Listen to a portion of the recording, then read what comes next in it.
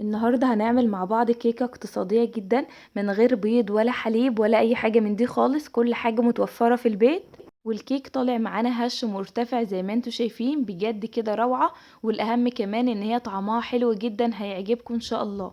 تعالوا بينا على طول ندخل على الطريقة والمقادير. بس لو اول مرة تشوفوني، انا اسماء شاور ودي قناتي. ما تنسوش تشتركوا في القناة ولايك وشير لو عجبكم الفيديو. اول حاجه كده انا هجهزها معايا هي الصينيه اللي انا هصب فيها الكيكه.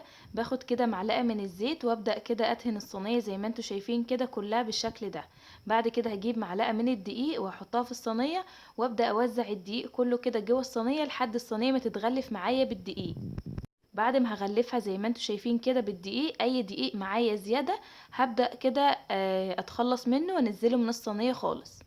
ممكن تستبدلوا الخطوة دي بورقة زبدة، بس لو ما عندكمش ورقة زبدة يبقى لازم تعملوا الخطوة دي علشان الكيك ما يلزقش معاكم. خلاص كده الصينية جاهزة معانا، نركنها على جنب بقى علشان اول ما اخلص الكيكة اصبها على طول في الصينية. معانا بقى الطبق حطيت فيه كوباية وربع من السكر، ومعايا كوباية من عصير البرتقال.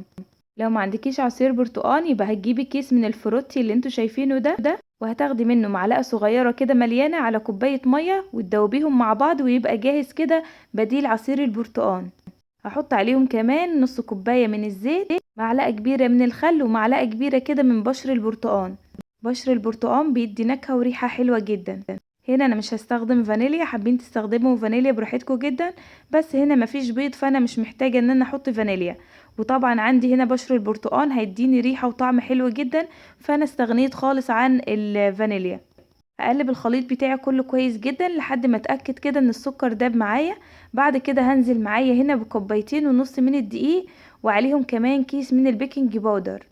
هقلبهم كويس جدا لحد الخليط ما يتلم معايا بالشكل ده كده، ويختفي اي دقيق معايا. وطبعا الدقيق قبل ما انزل بيه على الخليط بتاعي لازم اكون نخله الدقيق كويس جدا، علشان لو في اي تكتلات في الدقيق او اي حاجه مش نظيفه معايا تطلع معايا وانا بنخله.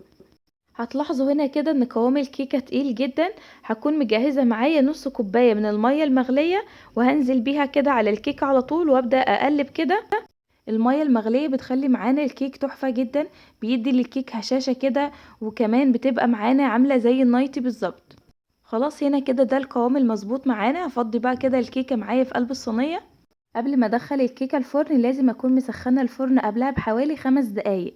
هدخل الكيكة معايا على درجة حرارة 180 لمدة حوالي 35 دقيقة، واحطها كده في الرف الوسطاني، بولع من تحت بس. ولو احتاجت كده في الاخر ان هي تاخد لون من فوق بولع لها الشواية من فوق. واهم حاجة الكيكة ما ينفعش تفتحوا عليها الفرن خالص غير بعد نص ساعة علشان الكيك ما يهبطش منكم. خلاص هنا كده بعد ما طلعت من الفرن سبتها لحد ما بردت خالص، وبعد كده بقطعها زي ما انتوا شايفين كده. طالعة معانا هشة ومرتفعة وتحفة زي ما انتوا شايفين كده. حد يصدق بقى ان دي من غير بيض خالص؟ بجد حلوة جدا. جربوها بقى كده وقولولي رأيكم، ان شاء الله كده هتعجبكم. لحد هنا كده انا خلصت الفيديو، استنوني الفيديو الجاي واسيبكم في رعاية الله. والسلام عليكم ورحمة الله وبركاته.